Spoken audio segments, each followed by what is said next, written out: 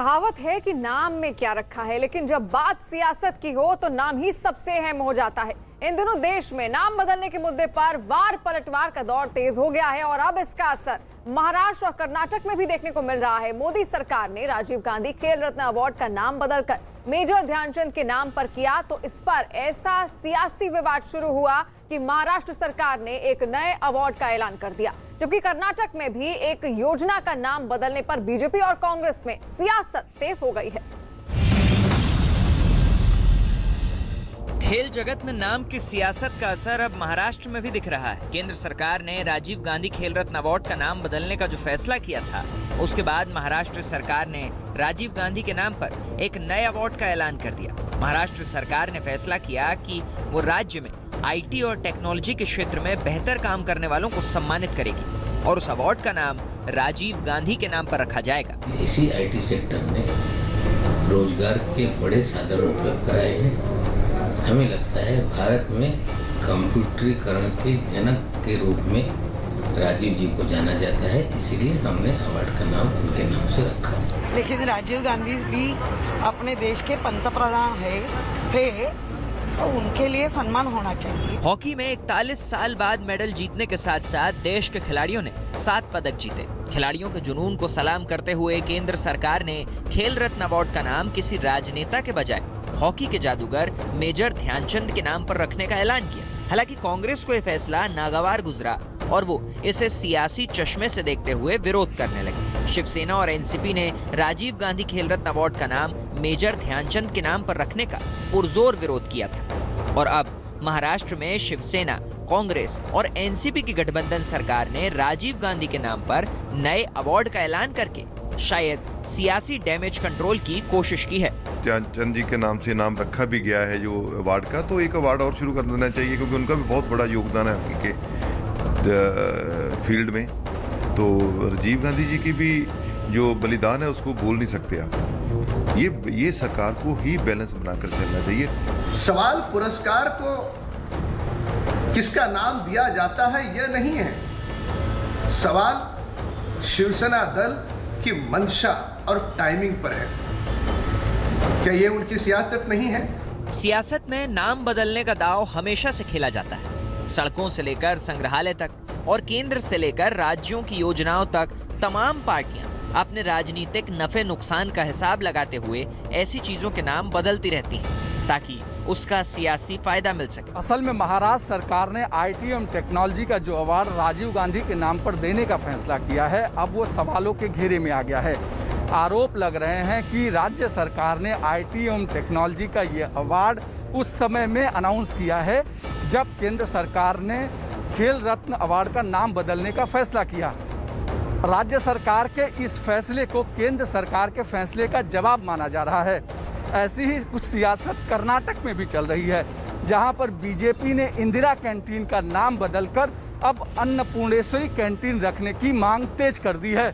BJP ने 2018 के चुनावी घोषणा पत्र में इंदिरा कैंटीन का नाम बदलने का वादा किया था। अब जब कर्नाटक में बीजेपी की सरकार है तो बीजेपी महासचिव सीटी रवि ने कर्नाटक के नए नवेले मुख्यमंत्री बसवराज बोम्मई से राज्य भर में चल रही इंदिरा कैंटीन का नाम बदलकर अन्नपूर्णेश्वरी कैंटीन रखने की मांग की है। इस मांग के उठते ही राज्य में कांग्रेस और बीजेपी आमने सामने आ गई हैं। बरಲ್ಲ ಅವರು ಯಾವ ಗ್ಯಾರಂಟಿ ಕಾಂಗ್ರೆಸ್ ಬರಲ್ಲ, ಸುಮ್ಮನೆ ಭ್ರಮೆಯಲ್ಲೇ ಓಡಾಡ್ತಾ ಇದ್ದಾರೆ ಅವರಷ್ಟೇ।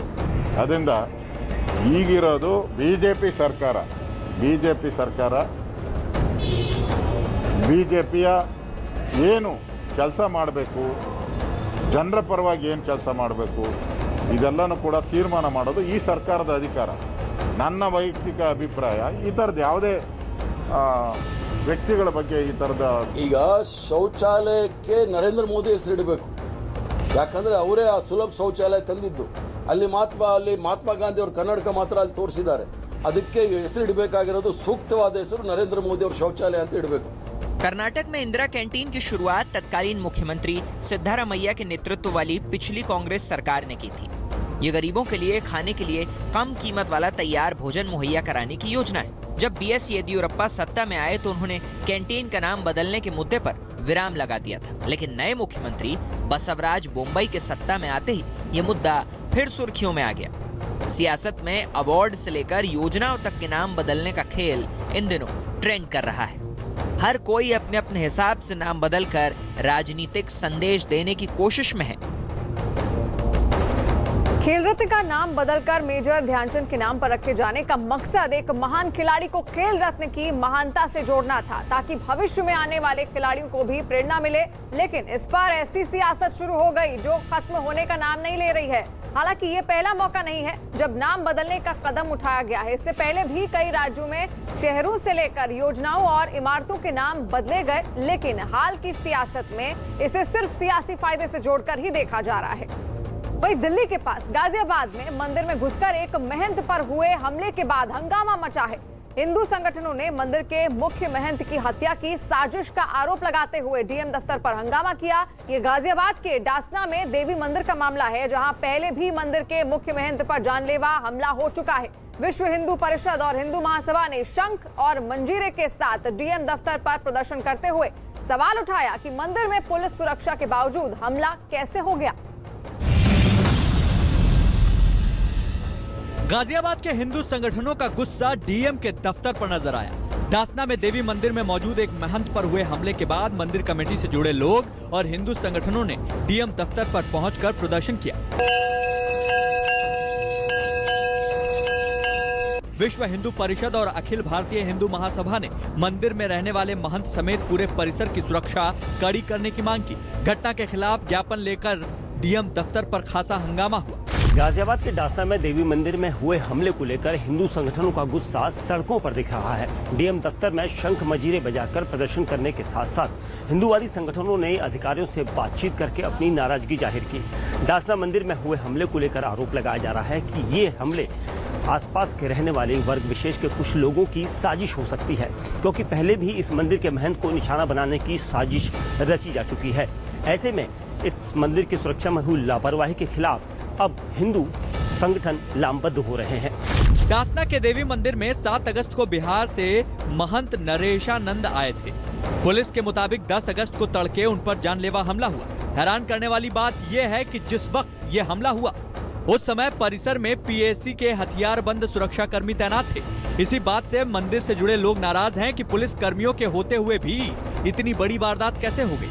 हम प्रशासन की कान खोलना चाहते हैं कि आज आपके राज्य में हिंदू सुरक्षित नहीं है, हिंदुओं के धर्मगुरु सुरक्षित नहीं है। इस हिंदुस्तान का परिवर्तन और क्या होगा जब मंदिर में घुसने के बाद हत्या हो रही है। गाजियाबाद पुलिस ने डासना मंदिर में हुए हमले की जांच शुरू कर दी है। गाजियाबाद पुलिस ने अज्ञात हमलावरों के खिलाफ केस दर्ज किया है। धारा 324 यानी धारदार हथियार और 307 यानी जानलेवा हमले के तहत एफआईआर दर्ज की है। डासना देवी मंदिर के महंत यति नरसिंहानंद के शिष्य पर हमला हुआ है। पुलिस ने मंदिर परिसर के आसपास सीसीटीवी फुटेज की जांच की। सीसीटीवी से हमलावरों का कोई सुराग नहीं मिला।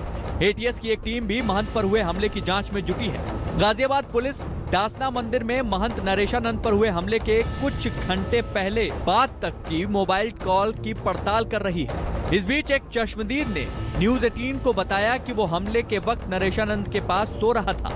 हम और जिन पे हमला हुआ दोनों लोग यहीं पे सो रहे थे। करीब 3:15 या 3:30 का टाइम रहा होगा, एग्जैक्ट याद नहीं मुझे।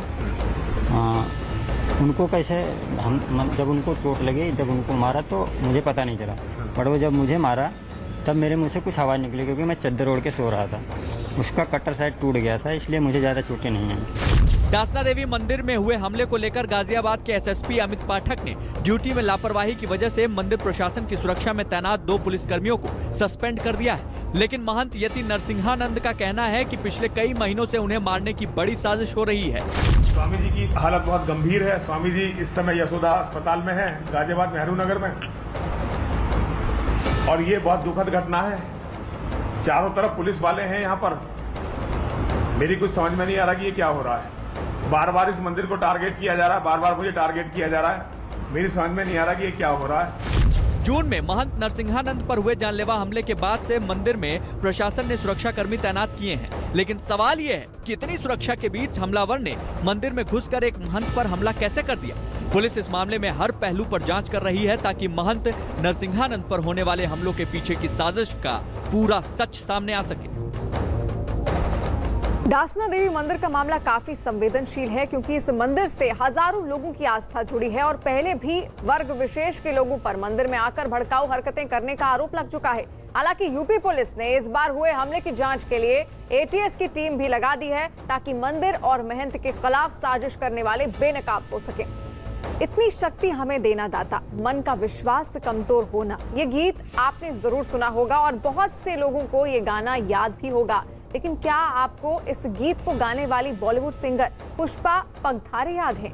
हो सकता है बहुत सारे लोग उनका नाम भी ना जानते हो, लेकिन वही पुष्पा जिनका गीत हम अक्सर गुनगुनाते हैं, वो आज ईश्वर के सामने आंसू बहा रही हैं और सरकारों से एक गुजारिश कर रही हैं।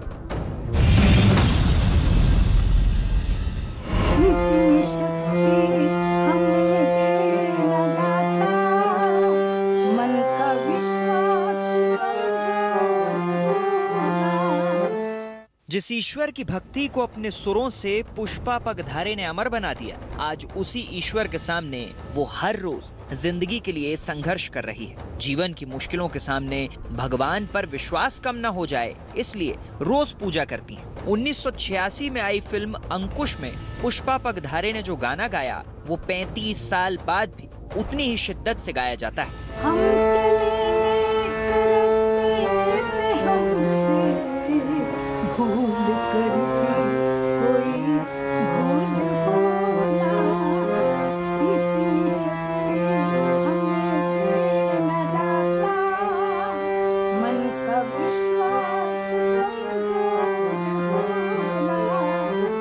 वक्त के साथ पुष्पा का ये गीत तो लोगों को याद रहा, लेकिन उसे गाने वाली आवाज का दर्द दुनिया ने अनदेखा कर दिया। मराठी और हिंदी सिनेमा के कई गाने गा चुकी पुष्पा जिंदा रहने के लिए मुंबई के माहिम में दिन रात संघर्ष कर रही हैं।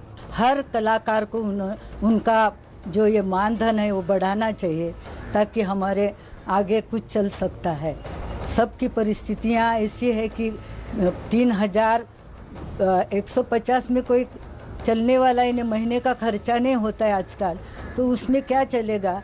तो परिस्थितियाँ खराब ही है। पुष्पा जब संगीत की बात करती हैं तो अपनी मुफलिसी को भूल जाती हैं। वो बताती हैं कि बचपन से ही गाने का ऐसा जुनून था कि पिता के साथ गांव में भजन गाती थी। वहां से संघर्ष का दौर शुरू हुआ तो 80 के दशक में कई मराठी और हिंदी फिल्मों में गाने का मौका मिला। उनके गीत उस दौर में बहुत पसंद किए गए।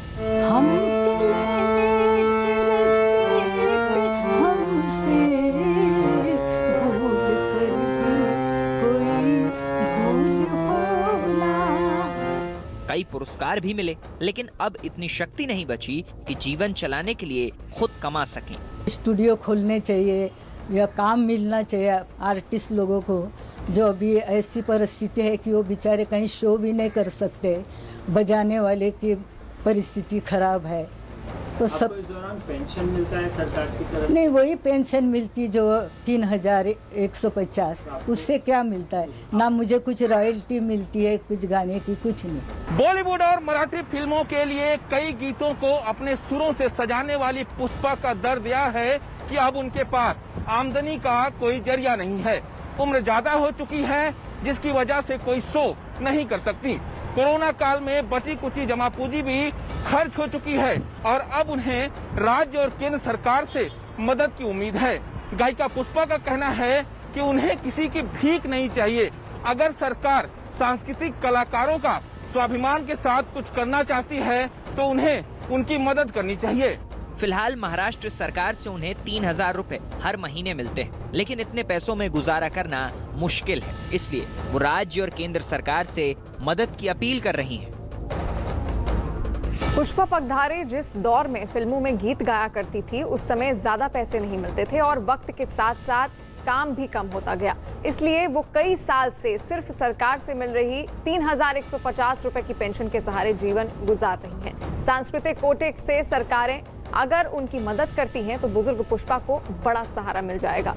तालिबान ने अफगानिस्तान में तबाही मचा रखी है और पूरी दुनिया इस वक्त अमेरिका की तरफ देख रही है, क्योंकि अफगानिस्तान के हालात तभी से खराब होने शुरू हो गए जब से अमेरिकी सेना ने जंग के मैदान से घर वापसी का रुख किया है। 20 सालों तक अरबों डॉलर फूंकने का हवाला देकर अमेरिकी राष्ट्रपति जो बाइडेन ने कहा है कि अफगानिस्तान से अमेरिकी सेनाओं की वापसी के फैसले पर उन्हें कोई अफसोस नहीं है। अफगानिस्तान में तालिबान की पकड़ लगातार बढ़ती जा रही है। महज एक ही दिन में तालिबान ने 3 प्रांतों की राजधानियों पर अपना कब्जा जमा लिया। पिछले 3 दिनों में खून की होली खेलते हुए तालिबान ने 5 प्रांतों की राजधानियों पर अपना परचम फहराया है। अफगानिस्तान के 34 प्रांत में से कई राजधानियों पर अब तालिबान की हुकूमत कायम हो चुकी है। अब तालिबान ने उत्तरी कुंदुज प्रांत की राजधानी कुंदुज शहर पर कब्जे के लिए जंग छेड़ रखी है। तालिबान ने ये मारकाट और अफगानिस्तान की सरकार के खिलाफ उस वक्त जंग छेड़ी है जब नाटो और अमेरिका की सेनाएं अफगानिस्तान से बोरिया बिस्तर समेट चुकी हैं। असल में 11 सितंबर 2001 में जो अमेरिका के वर्ल्ड ट्रेड सेंटर पर हमला हुआ, उसके बाद ही अमेरिका ने अलकायदा के खिलाफ उनको तबाह करने के लिए, उनको बर्बाद करने के लिए ऑपरेशन शुरू किया। उसके बाद ही अमेरिकी सैनिकों ने अफगानिस्तान में तालिबान और अलकायदा के खात्मे को लेकर लड़ाई लड़ी, लेकिन अमेरिका का दावा था कि वो इन्हें पूरी तरह से तबाह कर देंगे, जिस मकसद में अमेरिका नाकामयाब रहा। और वहीं अमेरिका में भी जो अमेरिकी सैनिक घर वापसी करते रहे, वतन वापसी करते रहे, उन पर सवाल उठते रहे।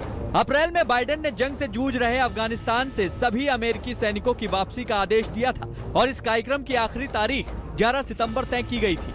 मगर अफगानिस्तान के मौजूदा हालात के लिए इन दिनों अमेरिका के राष्ट्रपति जो बाइडेन सवालों से घिरे हुए हैं। तालिबान के अफगानिस्तान के बड़े हिस्से में काबिज होने के बीच अमेरिका के राष्ट्रपति जो बाइडेन ने फिर साफ कर दिया है कि अफगानिस्तान से सैनिकों की वापसी के कार्यक्रम में किसी भी तरह के बदलाव की कोई गुंजाइश नहीं है।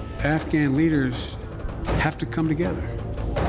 We lost thousands, lost death and injury, thousands of American personnel. They've got to fight for themselves, fight for their nation. Afghanistan में तालिबान लगातार आगे बढ़ते जा रहे हैं। सराय पुल शहर के कई इलाकों को पूरी तरह बर्बाद कर दिया गया। अफगान सरकार की सेना इस प्रांत से पूरी तरह हट चुकी है। कई जगहों पर बिना किसी लड़ाई के अफगान सैनिकों ने तालिबान के सामने हथियार डाल दिए। पेंटागन के मुताबिक अब तक अफगानिस्तान से 90% से अधिक सैनिक लौट चुके हैं। सैनिकों और उपकरणों को अफगानिस्तान से वापस लाने का बड़ा काम करीब पूरा हो चुका है और अमेरिकी सेना का मिशन 31 अगस्त तक समाप्त हो सकता है। उधर व्हाइट हाउस में प्रेस कॉन्फ्रेंस के दौरान प्रेस सचिव और रिपोर्टरों के बीच अच्छी खासी बहस छिड़ गई और कुछ सवाल ऐसे थे जिनसे अमेरिकी प्रशासन बचता नजर आया। The Afghan National Security Defense Forces has the equipment, numbers and training to fight back, which will strengthen their position at the negotiating table. We believe there's a political process. That's the only process that will successfully bring peace and stability to Afghanistan. फिलहाल तो अफगानिस्तान में तालिबान का खौफ कायम है और अब तालिबान के कदम काबुल की तरफ बढ़ने शुरू हो गए हैं। फिलहाल तो अमेरिका ये तो कह रहा है कि अफगानिस्तान में हिंसा रोकने के लिए वो तालिबान पर दबाव डालेगा। सवाल उठता है कि अब तालिबान अमेरिका की ये सारी बातें कितनी सुनेगा। आलम यह है कि अफगानिस्तान में बंदूक की बोली बोली जा रही है और मातम का शोर सुनाई दे रहा है। और अब देश दुनिया की खबरों का सुपर प्राइम टाइम बुलेटिन। सौगात की एक बात की